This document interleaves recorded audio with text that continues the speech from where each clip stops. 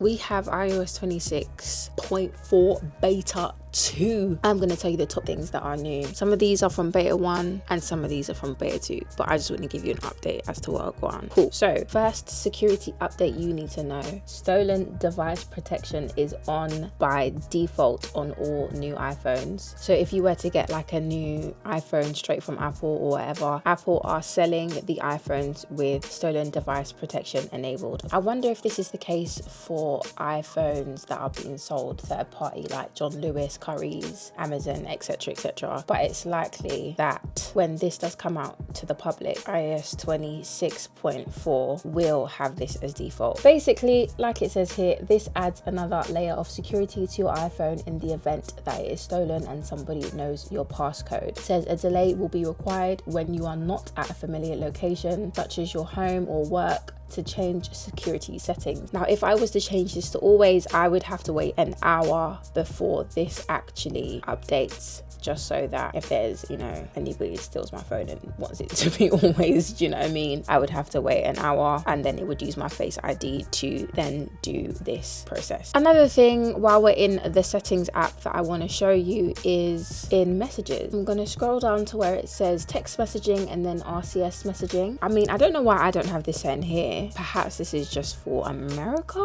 but there's a setting where it says new RCS end-to-end encryption is available for testing between Apple and Android devices. So it won't be available in this release, but it will be available in future iOS, iPadOS, macOS and watchOS 26 releases. End-to-end encryption is in beta and it's not available for all devices, all carriers. It says encrypted conversations are end-to-end encrypted. So messages can't be read while they're sent between devices. I love that for us. Do you know what I mean? Next, in Apple Music, this is really nice to me because they have a few new things that we're going to try together. What's new in Apple Music? Concerts near you. Find shows in your area and tour dates for artists you love directly in Apple Music. And then you have new look for albums and playlists. Full page artwork brings your music to life. Now let's have a look. Another splash screen about concerts, which is nice. Let's find some concerts nearby, shall we? It seems Day has a concert. Nice. Olivia Dean at the O2. Nice. Oh, you can see what's happening this week. That's cool. I like that. I know Ray is on tour at the moment. Let's see if it will show me. Yeah, nearby concerts, nice. And then you have all of her upcoming concerts. Oh, this is cool. I mean, I didn't ask for it, but I'm glad it's here, do you know what I mean? And then you can try this for any other artist who is doing their thing. Let's try Kate Trinada. I want to see what he's saying. Nearby concerts, ooh, all upcoming. I really like this, and I like that it's just on the Apple Music app, native to my phone. Love that. And then we have a new look for our albums and playlists. Let me go to my gospel playlist and see where I go on. Oh, nice. This is what this is saying. Okay. Ooh, nice. So whatever the album cover mainly is, or the background of the album color, that's what the rest of the songs would look like, if you know what I mean. That's what the background would look like. That's nice. I like this. Okay, let me try this one. This one's purple. Oh, I really like this. I really like this. Let's go back to Kate Trinada. I know that this is an album. And then, oh, this looks so good. Okay, that's enough of that. As I was going to show you a new feature, I realized that it is not available to any other country but the US. But basically, you can use Apple Intelligence to create a playlist. It will ask you to describe what you want to hear, and then Apple will make a playlist out of that prompt you gave it. Don't know why that's just in the US. Really annoying. Really annoying. But hopefully it will come to other countries very, very soon. We have something new in podcasts. Now, I don't really listen to podcasts, and if I do, I usually do it on YouTube. But I know now in your podcasts, if there is a video available, it will show it to you. Here's a cheeky example that I found. So here it says turn video off. This is what it would look like when the video is off, and then this is what it would look like when the video is on.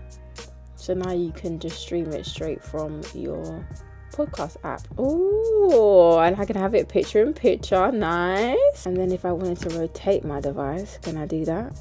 Yes, I can. And now I can watch it in full screen. Really cute, really like that. This is the new splash screen that we get when we use Freeform. You can browse the content hub. This is new, never seen this before. So you can discover new things to add to your Freeform page. But you still cannot have folders. And that is still so frustrating. And that leads me straight on to the things that I want to see in iOS going forward. One of them is folders within the Freeform app. This could be such a good app to use, but alas, it's just, I don't like it when things are just cluttered everywhere and I just have to scroll to find my note. I want things categorized. And then there's one other thing that I wish I had on my iOS device, and even my iPad OS and my Mac OS as well, because this Freeform problem relates to the whole ecosystem, apart from the Apple Watch, obviously. And that is, I want to control the volume of different media apps, or just apps in general, individually. Example, when I'm on FaceTime, I want to control the volume of FaceTime. Like, I'd have a FaceTime section here, and I'm on TikTok, and then I have a TikTok volume here. At least give me two to play with, do you know what I mean? I'm on the phone, one volume here, but I'm still on YouTube, another volume here. Give me the option to choose, do you know what I mean? The Nothing phone has that on lock. I remember unboxing that last year, and you had so many different volumes. You had a volume for, you know, the notifications on your phone. I mean, you can do that in the settings, and that is separate, to be fair. You'd have a volume for your sounds and alerts. You'd have a volume for your ringtone. You'd have a volume for a media app you're using. You'd have a volume for another media app you're using. Do you know what I mean? They had, I think it had like 4 or 5 things going on simultaneously. Here, whoa. Open this, you can control the audio for music is one volume, the audio for phone calls, the audio for notifications, the audio for timers. That is nice. I like that. And here I can do silent, vibration, and everything is loud. Oh, that is wavy. Sometimes it's really important to, you know, play with other phones so that we can see what we like, you know what I mean? Or we can just see what to ask Apple to add on to here, because let's be honest, am I leaving the iPhone? Not right now, at least. I'm just asking for 2, do you know what I mean? And then work me up to 5 if it's something you're struggling with. But this is something that I really, really want on my devices. Let me know in the comments if there's anything that you guys would want to see on iOS, iPad OS, Mac OS, Watch OS. Thank you so much for watching.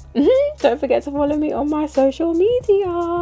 Don't forget to hype, like, subscribe, like, hype. Bye.